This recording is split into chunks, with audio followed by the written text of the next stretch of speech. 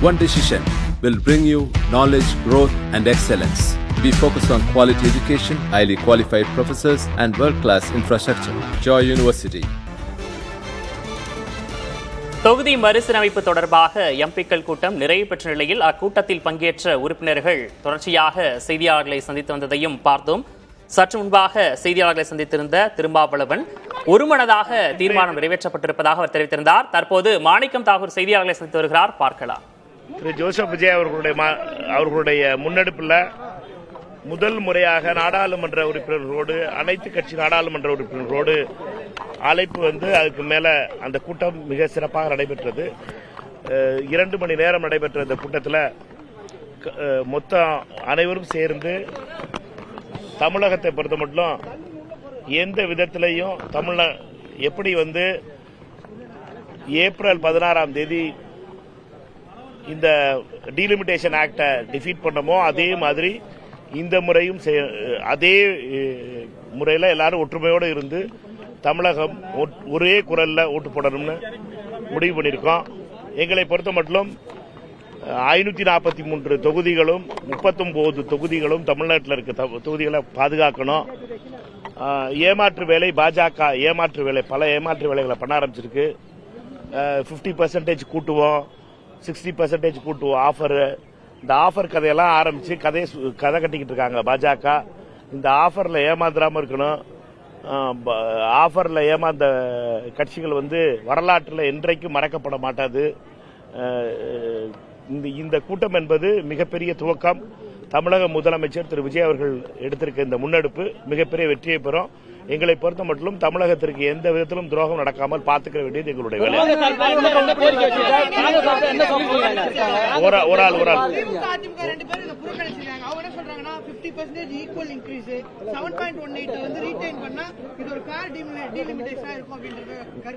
there is no fair delimitation. Only a delimitation is going to be unfair to Tamil Nadu.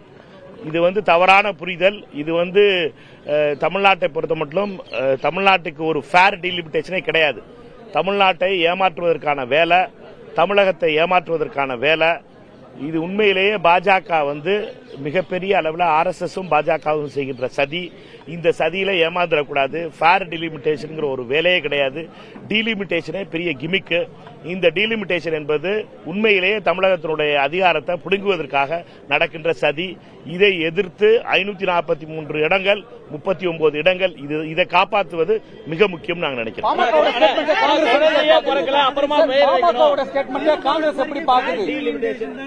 அதைத்தானே சொல்றேன். Fair delimitation ஒரு டீலிமிட்டேஷனே கிடையாது. Fair delimitation என்னன்னா அது ஒரு ஃபேக் டீலிமிட்டேஷன். ஃபேக் டீலிமிட்டேஷன் ஆதரிக்கிறது நியாயம் கிடையாது. டீலிமிட்டேஷன் தமிழ்நாட்டுக்கு எதிரானது.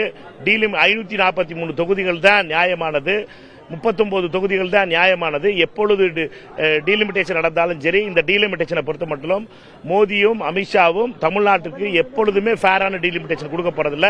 அவர்கள் ஒரு ஃபேக் டீலிமிட்டேஷன் தான் கொடுக்க போறாங்க.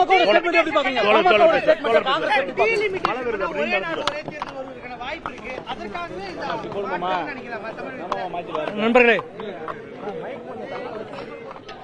தொகுதி மறுவரை சம்பந்தமாக 42வது அரசியல் சாசன சட்ட திருத்தம் 1976 கொண்டு வரப்பட்டது. 84வது சட்ட திருத்தம் 2001 கொண்டு வரப்பட்டது. அது வருகிற டிசம்பரோடு காலாவதியாக போகிறது.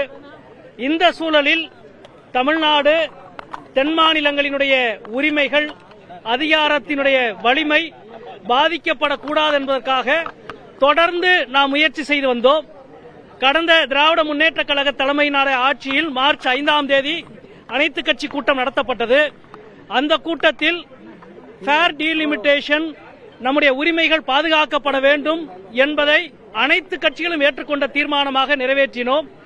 அதற்கு பின்பு ஏப்ரல் 16ஆம் தேதி நாடாளுமன்றத்தில் தொகுதி மறுவரை சட்டம் கொண்டு வந்த பொழுது, அரசியல் சாசனத்தின் 131வது சட்ட திருத்தம் கொண்டு வந்த பொழுது, மாண்புமிகு உள்துறை அமைச்சர் அவர்கள் சட்டத்தை முன்வைத்து உரையாற்றுகிற பொழுது அனைவருக்கும் 50% உயர்வு அனைத்து மாநிலங்களுக்கும் என்று ஒரு சலுகையை போல ஒரு விஷயத்தை சொன்னார். சட்டத்தில் அது இல்லை. ஆனாலும் சட்டத்தை நாம் முறியடித்தோம். இன்றைக்கு அவர் அன்றைக்கு சொன்ன அந்த ஆசை வார்த்தை இன்றைக்கு மீண்டும் சட்ட வடிவம் பெருக போகிறது என்ற செய்தியை நாடு முழுவதும் சொல்லிக் கொண்டிருக்கிறார்கள், உங்களுக்கு தெரியும். எனவே அது ஒரு ஏமாற்று வேலை. ஏனென்றால் ஃபேர் டீலிமிட்டேஷன் என்பது நோல் டீலிமிட்டேஷன் தான். அதான் ஃபேர் டீலிமிட்டேஷன். ஏற்கனவே 76வது ஆண்டு இந்த சட்ட திருத்தம் கொண்டு வரப்பட்ட பொழுது தமிழ்நாட்டுக்கு ஒரு இழப்பு ஏற்பட்டது.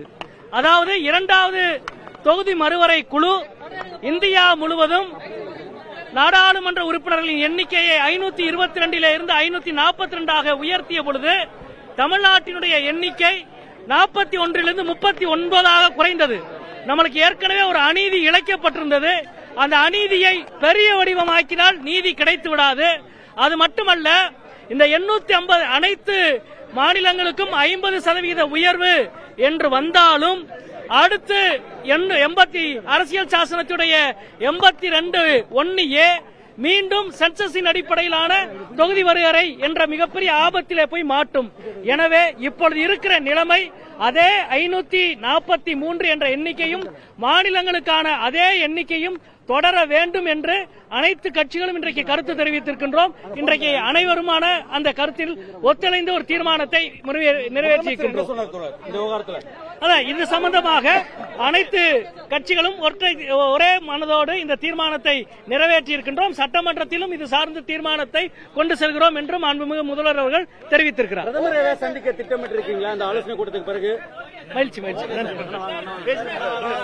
One decision will bring you knowledge, growth, and excellence. We focus on quality education, highly qualified professors, and world-class infrastructure. Joy University.